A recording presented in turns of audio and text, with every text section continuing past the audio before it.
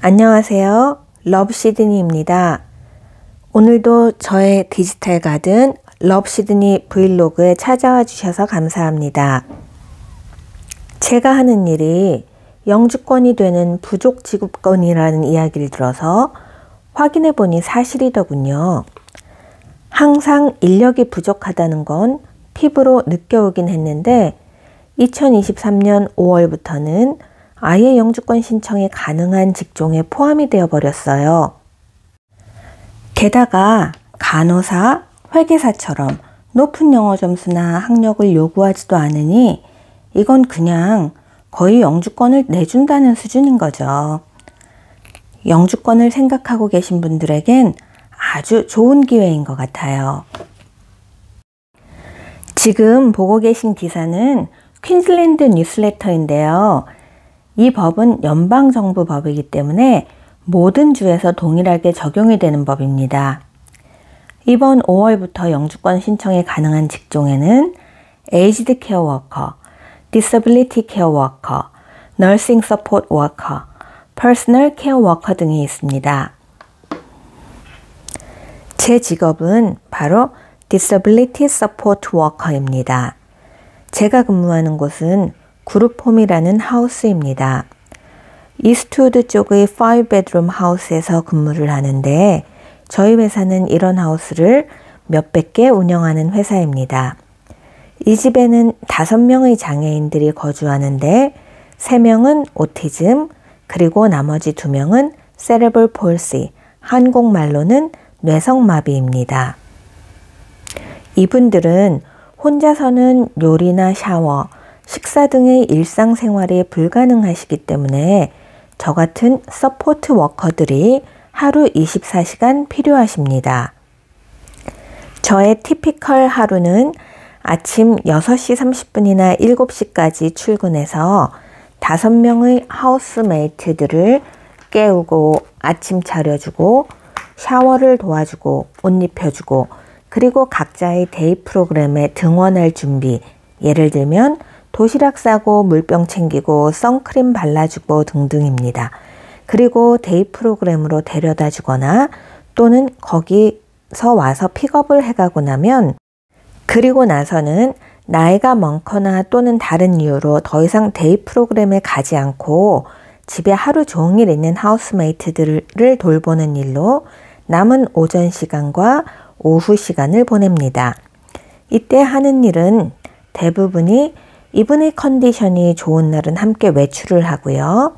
물론 샤워하고 면도하고 옷 입혀주고 보행기를 사용하시면 그런 것들을 항상 주시하는 일 등을 다 같이 해야 합니다. 이런 것들을 마치고 나서 외출을 하는데 외출을 해서 커피를 마시러 카페를 가거나 아니면 장난감을 사고 싶어 하는 날은 장난감을 사러 K마트나 빅W 등의 쇼핑센터를 함께 가고요. 한두 시간 외출 후에는 집으로 돌아옵니다.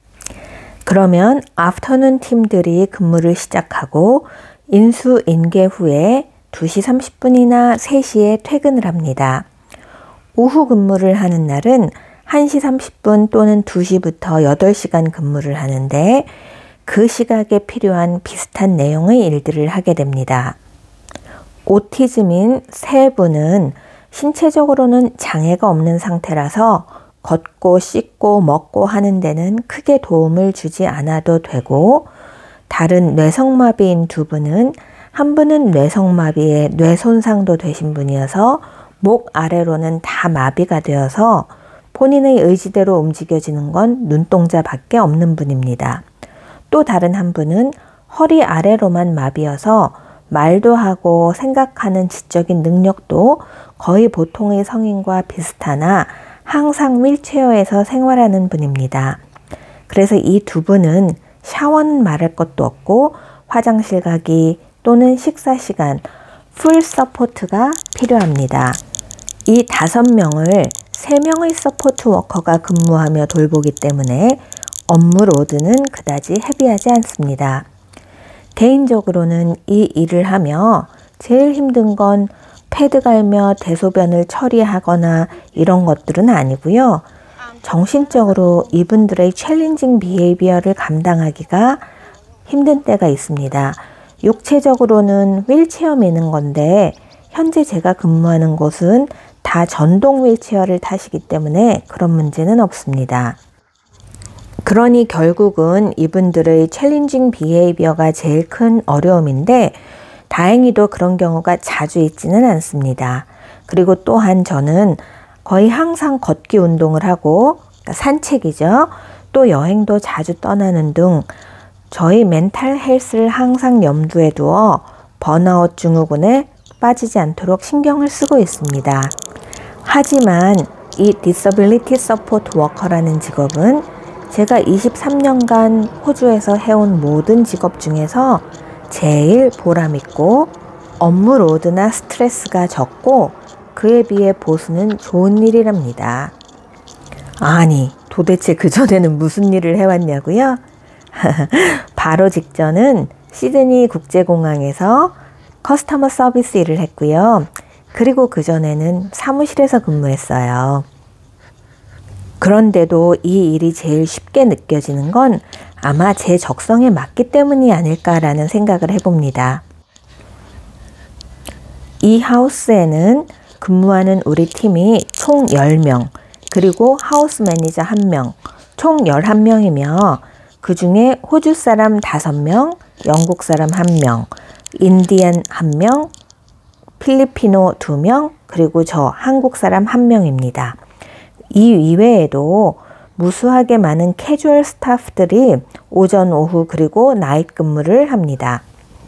이때의 나잇 근무는 어웨이크 나잇이라고 해서 잠을 안 자고 하우스메이트들을 30분에서 1시간 간격으로 계속 체크하는 근무로 대개의 경우는 별일 없이 다들 잘 자는데 한 번은 그 중에 한 분이 5분 넘게 계속되는 시저가 와서 제가 응급처치를 하고 앰뷸런스 불러서 병원으로 이송된 적이 있습니다. 이 디서빌리티 서포트 워커들의 근무지는 크게 홈 비지트, 데이 프로그램, 그룹 홈 이렇게 3가지가 있습니다. 홈 비짓은 장애인이 살고 있는 그분의 집으로 방문해서 짧게는 2시간, 길게는 4시간 정도를 각종 약속이나 쇼핑 등에 모셔다 드리고 기다렸다가 다시 집으로 모셔다 드리는 일, 아니면 청소나 빨래 등의 간단한 집안일들을 해드리는 겁니다. 이 경우 한 집의 근무가 2시간부터 4시간까지 다양해서 한 집이 끝나고 다음 집으로 이동하는 식으로 하루에 2-3집을 방문하는 게 가능하고 대개의 경우 이동 시간은 근무 시간으로 쳐주지 않고 거리에 따른 주행하는 거리는 기름값은 지불해 주는 걸로 알고 있습니다. 이 경우에는 잡과 잡 사이에 갭타임이 발생하고 그리고 이동 시간이 많다라는 단점이 있습니다. 두 번째로는 데이 프로그램인데 이 데이 프로그램은 주로 8시 30분에서 3시까지 운영하는 곳이 대부분으로 자녀가 있어서 로스터 근무가 불가능하거나 운전을 좋아하시지 않거나 아니면 차가 없는 분들에게는 아주 적합합니다. 하는 일은 그 프로그램에 온 장애인분들을 모시고 수영장도 가고 볼링장도 가고 공원에서 바베큐도 하고 때로는 그냥 센터에서 영화를 보기도 하는 등의 일을 합니다.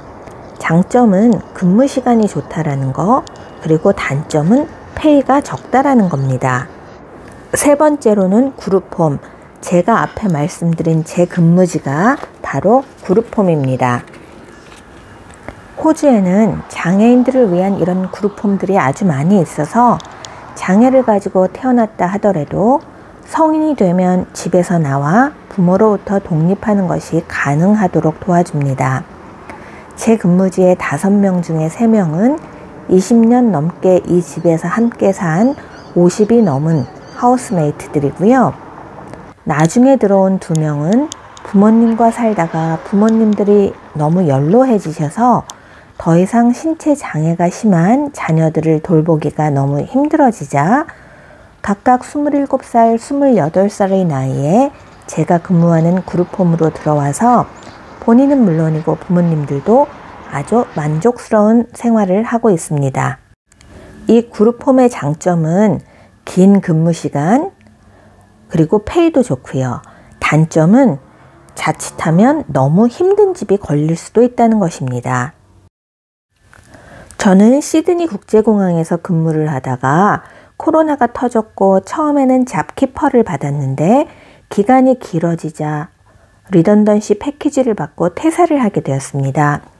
그리고 그때 마침 이 직종에 근무하는 친구의 소개로 시험 삼아 근무를 해봤는데 처음 제가 서포트한 그분이 저를 너무나 좋아해 주셔서 제가 이 분야가 제 적성에 맞는다는 걸 알았습니다. 자, 그러면 이제 제일 궁금해하실 급여 부분이 남아있죠. 저 사실 얼마를 벌길래 먹고 쓰고 여행까지 다니냐, 그런 질문 많이 받아요. 이 급여 부분은 다음 영상에서 제 페이슬립을 가지고 뵙겠습니다. 오늘도 시청해 주셔서 감사하고요. 구독과 좋아요, 알람 설정 부탁드립니다. 다음 주까지 안녕.